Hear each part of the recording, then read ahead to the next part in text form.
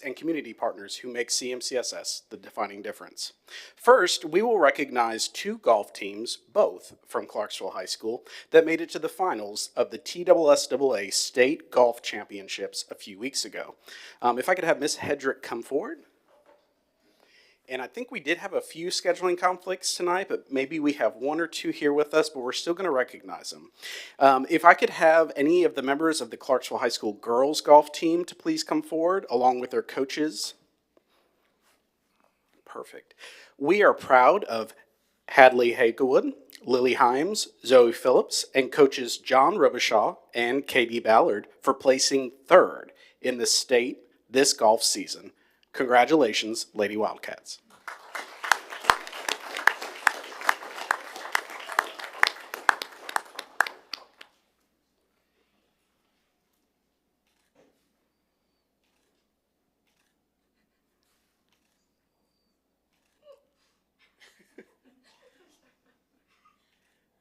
That'll get a smile. Thank you. Thank you. Next, if the Clarksville High School boys golf team could please come forward along with your coach. Perfect. We're still going to call their names to recognize them. Congratulations to Luke Fuqua, Ethan Haston, Cooper Jones, Braden Parker, Cannon Wise, and their coach Ken Busby for placing fifth at the 2024 state championship. Congratulations, Wildcats.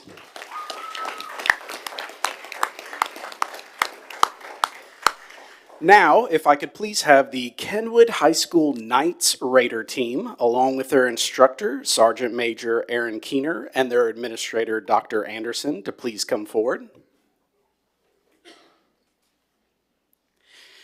Cadets on this team include Haley McCoy, Tiansen Zhou, Kiera Cotterman, Jasmine Hunter, Ariana Zepeda, Marabella Lopez, Isaiah Jump, Thomas King, Henry Jones, Cruz Robles, Bryce Ruger, Joshua Taylor, Azarias Perez, and Isaiah Morris. The Knights Raider team competed in the Challenge Division at the 2024 JROTC National Raider Championships in Fort Knox, Kentucky. After an intense competition against teams across the nation, the Kenwood Knights Raider team placed third overall in the nation. Congratulations, cadets.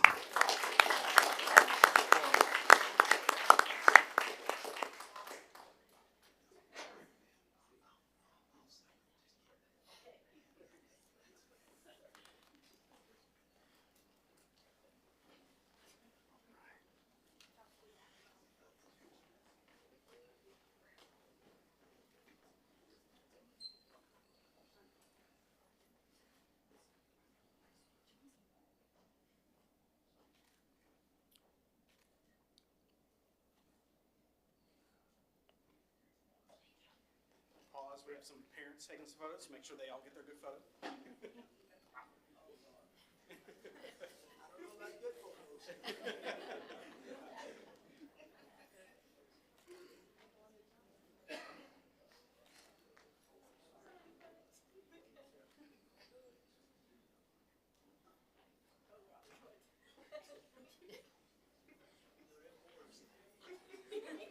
When you place third in the nation, a lot of people are proud. So congratulations to you all.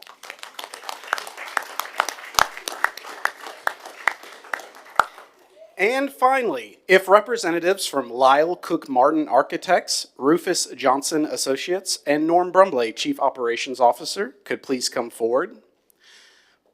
Board, as you are aware from the recent celebration at the TSBA State Conference, we received the news that Kirkwood High School won the 2024 TSBA New School Construction School of the Year Award. This prestigious award recognizes Lyle Cook Martin Architects and Rufus Johnson Associates for their collaboration and excellence in design. We are grateful to have these two talented and dedicated partners to design exceptional schools that our entire community can be proud of. As a reminder, Lyle Cook Martin won this award last year for Kirkwood Middle School, and to my knowledge, this is the first time ever that CMCSS schools have won this award back-to-back. Congratulations, and thank you both.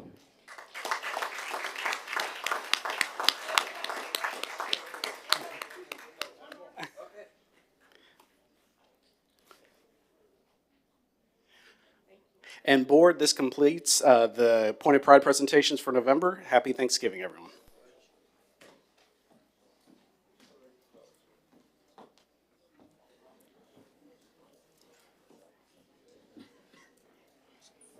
Next item on the agenda is public conversation. We did not have anyone sign up for that. So we move to approval of consent agenda.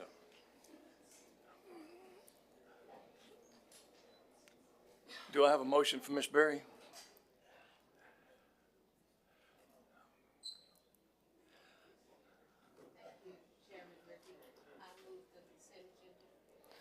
I have a motion from Ms. Berry to approve the consent agenda. Is there a second? Have a second from Mr. Nelson. All in favor? Wait, we got to do our vote thing. I forget about technology. Please open your vote.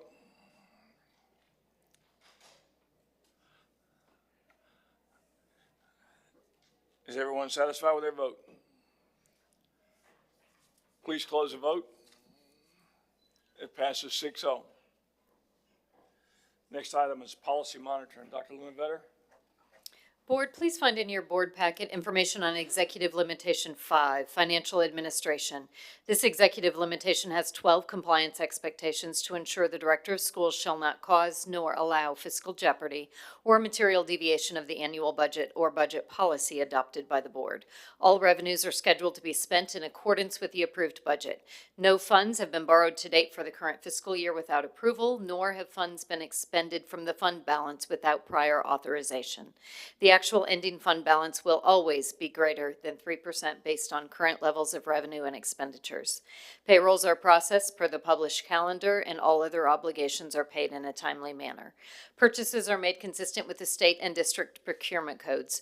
Sufficient internal controls are in place as documented in annual financial audits. In addition, all board accounts are audited annually by the State Comptroller's Office.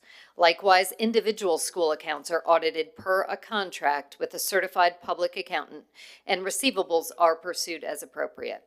Updates regarding revenue collections, rising costs, and capital projects are provided to the board throughout our work sessions. To conclude, any proposed changes to the budget are approved by both the board and county commission, and quarterly financial reports are provided to both board and county commission. Chairman Griffey, this concludes Executive Limitation 5, Financial Administration. Do I have a motion to accept a motion from Mr. Garland? I have a second from Mr. Mabry to accept policy monitoring Executive Limitation 5. Any discussion? Seeing none, discussion is closed. Please open the vote.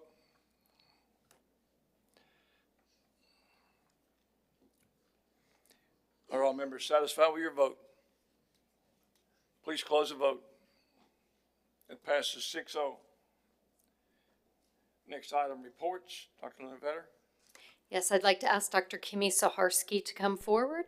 She's going to talk to the board about our grants and our alternative funding as we are exiting the days of ESSER funding and pursuing additional grant funding. Glorious evening. I almost said morning. It's a new start of a day. Alternative funding are all those opportunities that we take to pursue funding to continue to support the things that we would like to do to be innovative. We have a multitude of them that have been going on for a long time. This became part of the work of the district in 2000, and we continue.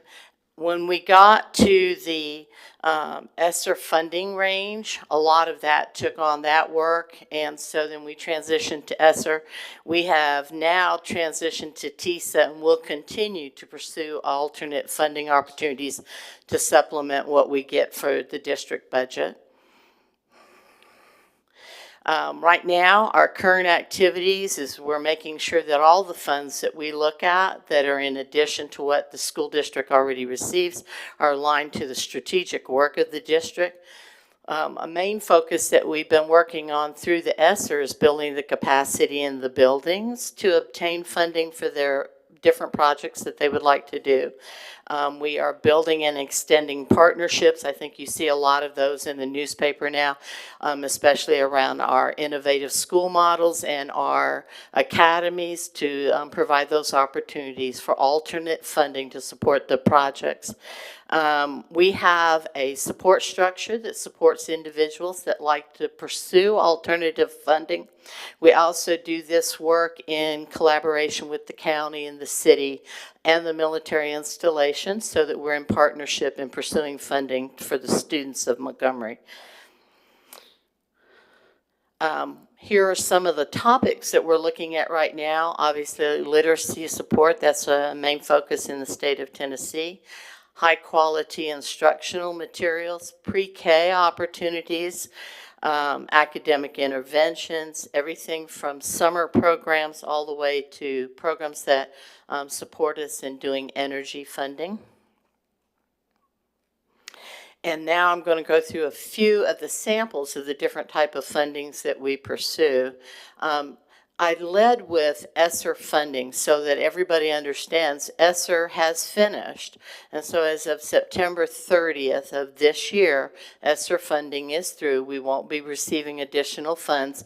And all that's left right now is closing the books. I think we had 3 small invoices that we're working through. We have built some Grow Your Own partnerships that allow us to continue with the teacher residency. We have an extensive summer learning opportunity, and we pursue the grants that are provided so that we can continue to extend those programs in the summer. We have a lot of school level work that's going on, so STEM, science, and math to keep that in the front. Things like AOP, that's Army Educational Opportunities. We have an extensive grant with them. APIN, Army Youth in Your Neighborhood. We just won a 5-year, 1.25 each year grant to pursue after school in the middle and high schools. The Ed Foundation provides us great opportunities to support what's going on in the classrooms. And the schools themselves went after 1,885 different opportunities that brought in approximately $2.7 million in funding for the schools. Then within the funding that's provided by the state of Tennessee, you have 2 categories of opportunities that we pursue. One is entitlement funding. These are opportunities that you can pursue based on the population needs in your school district. So think of things like the innovative school models, the state special education pre-K grant that we've got. Those are things that we have the opportunity to pursue. And then there's competitive funding opportunities provided. And so we have continuously competed for things like the McKinney-Vento, that is to support families in transition that live in the Montgomery County area. The volunteer pre-K for students that are economically disadvantaged. And then we have an IDEA partnership for systematic change, and these are grants that we pursue to provide opportunities to support students that have learning differences with technology. Where are we going with this work as we transition from ESSER and into TISA? We're going to continue to build capacity across our district. We're going to continue to collaborate and build partnerships that are meaningful to the district and the community it serves. And we're going to continue to look for innovative opportunities that make Montgomery County stand out front in providing opportunities to our students and moving forward. Questions?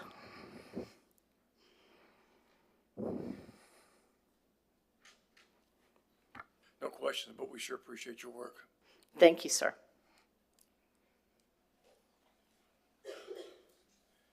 Next item, comments, Fort Campbell School Liaison Officer.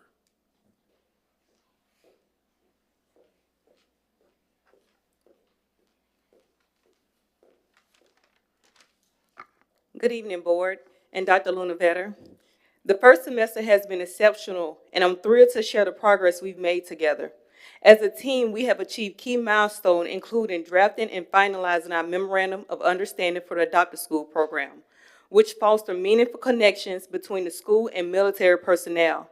We have also provided steadfast support to the schools in ensuring the unique needs of military-connected students and their families are being addressed, while continuing to exemplify excellence in all that we do. Earlier this month, I had the honor of training the faculty over at Virtual School on the understanding and meeting distinctive needs of military-connected students. This training emphasized the importance of tailored support and highlight the best practices for fostering an inclusive and supportive learning environment. Additionally, I collaborated with the lead counselors to plan and develop an upcoming Resiliency Training Day, which will aim to equip faculty and staff and with tools needed to navigate challenges and promote overall well-being for our community alike. We are excited about the opportunities ahead and remain committed to strengthening our partnership with you. Together, we can continue to make a meaningful difference in the lives of our military-connected families and broader our school community. Thank you again for your unwavering support. CMCEA representative.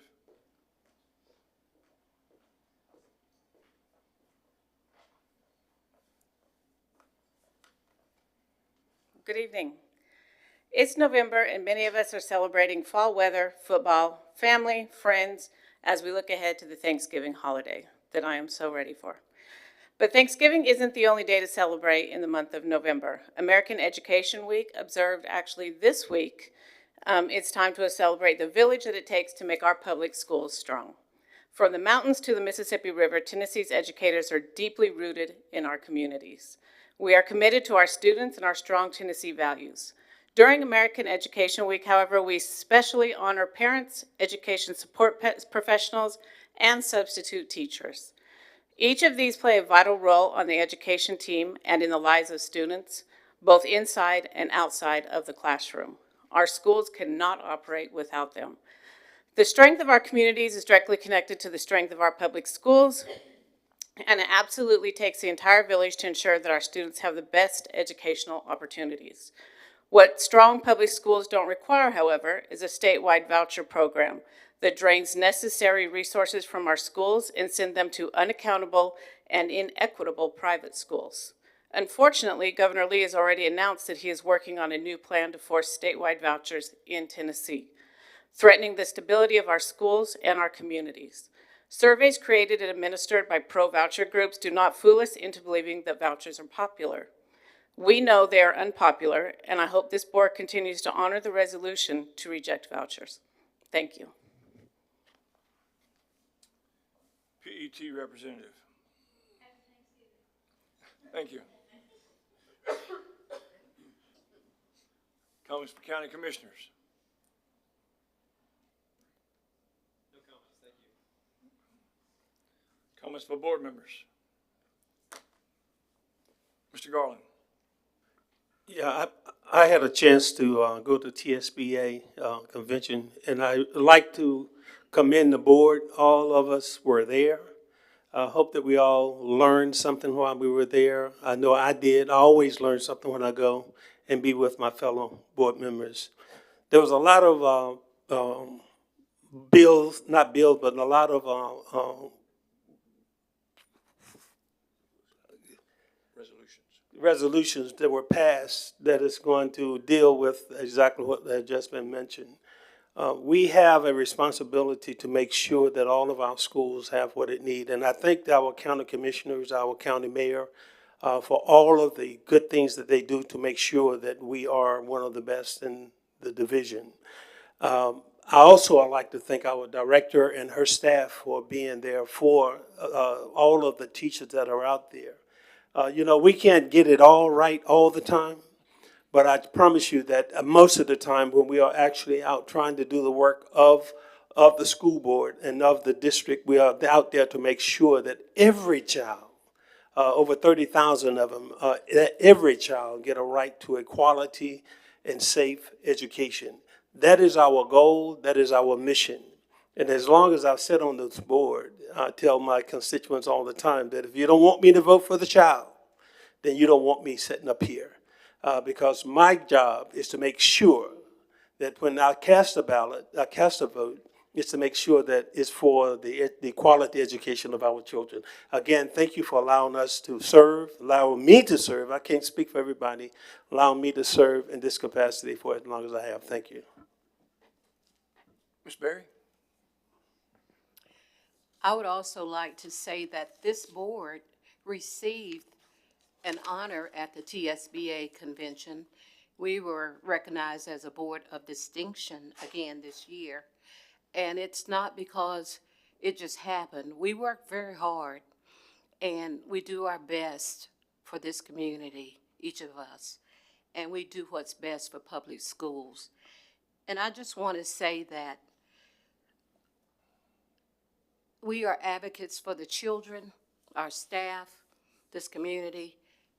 And like Jimmy, if I can't do what's best for the children and our schools and our staff, and I've said it before, you can vote me out because I'm going to do what's best for this community and for public schools.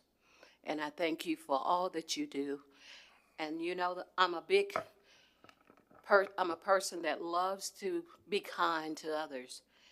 And let's let your kindness and my kindness twinkle and shine like the stars in the sky at night. Thank you. Ms. Berry. Any other comments for board members? Don't see any. You gotta do Herb Nelson. Hey, good evening, everyone. Also, I did attend the TSBA, and during this time, we got to talk with board members across the state of Tennessee, and I've got to thank our county commissioners because not every board and their commissioning body gets along very well, and I think because of our director and the people that we have on the county commission, they've made a tremendous difference in us moving forward and moving the ball forward for Clarksville-Montgomery County. So thank you.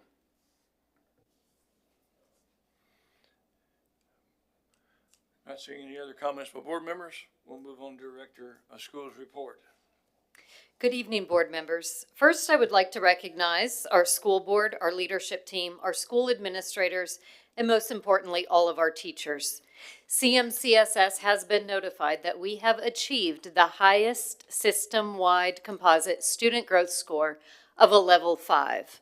For school-wide composite scores, 72% of CMCSS schools met or exceeded student growth expectations. Additionally, we have improved our graduation rate by nearly 3% to 95.1%. We look forward to sharing even more celebrations when the embargo is lifted on Friday. Finally, in this month of Thanksgiving, I would like to thank all of the team members of CMCSS, including our community members, our county commission, our school board, who serve our students on a daily basis. I do not take it for granted the collaborative spirit of everyone in this community to support education. We're blessed to be part of a school system that continually puts students first. I hope everyone has a happy Thanksgiving. Mr. Griffey, this concludes my report. Thank you, Dr. Linenvetter. Since you did not bring it up, I'm going to. You've mentioned it before, but Dr. Linenvetter was not able to attend our convention. I think you should report where you were at and why. I was not at the TSBA convention because I was in Washington, D.C., accepting with our Spanish immersion program the National Blue Ribbon. So excited about that.